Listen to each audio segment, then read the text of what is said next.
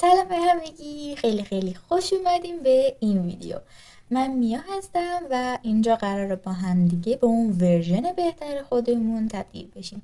تا انتهای ویدیو همراه من باشید. قبل از اینکه شروع کنیم میخوام یه چیزی رو خیلی رک و واضح بهتون بگم. همیشه ممکنه از بین کلی آدم که ممکنه خود شما هم همین الان که در حال دیدن این ویدیو هستین جزوی از اونها باشین که کارگاه ها، دوره ها و آموزش های مختلفی رو شرکت میکنین، فقط یه تعداد محدودی هستن که به نتیجه دلخواهشون، اون ورژن بهترشون یا حالا اون چیزی که میخواستن بهش برسن رسیدن و یه دسته هم هستن که نرسیدن. حالا ممکنه یه سوالی براتون پیش بیاد که چرا آموزش ها که برای همه یکسان بوده چجوری شده که بعضیا تونستن نتیجه بگیرن و بعضیا نتونستن؟ اصلا چرا محدوده؟ اگه بخوام یه جواب کلی و رک و صاف بهتون بگم، باید بگم در نهایت از بین این همه آدم که کارگاه ها، آموزش ها و دوره های مختلفی رو شرکت میکنن،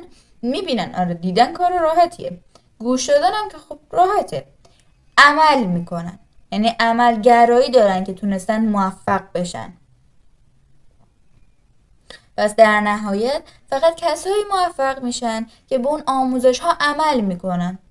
اگه عمل نکنی خب چجوری میخوای نتیجه بگیری؟ پس لطفاً همین اول کار شما هم جزو اون دسته، جزو اون کسایی باشین که به آموزش ها خوب دقت میکنین، آموزش ها رو کامل و دقیق میبینین، یادداشت برداری میکنین و مهمتر از همه، مهمترین بخش ماجرا، بهش عمل میکنین. چون با عمل کردنه که شما میتونین به اون نتیجه دلخواهتون برسین. و در نهایت هم باید بگم که خب باید عمل بکنین، یعنی به این چیزایی که اینجا براتون میذارم عمل بکنین اگه واقعا میخواین نتیجه خوبی بگیرین. این دوره ها، آموزش ها و یا کارگاه هایی که شما میرین شرکت میکنین مثل یه آمپول نمیمونن که شما فکر کنین با تزریق اونها حالا از فردا قرار همه چیز خیلی پرفکت باشه، خیلی یهویی همه چیز تغییر کنه. نه، اینطور نیست. کارگاه ها و دوره های آموزشی مثل مسیر براتون میمونن که راه رو برای شما هموار میکنن، که شما با عمل کردنه که میتونین توی اون مسیر حرکت بکنین.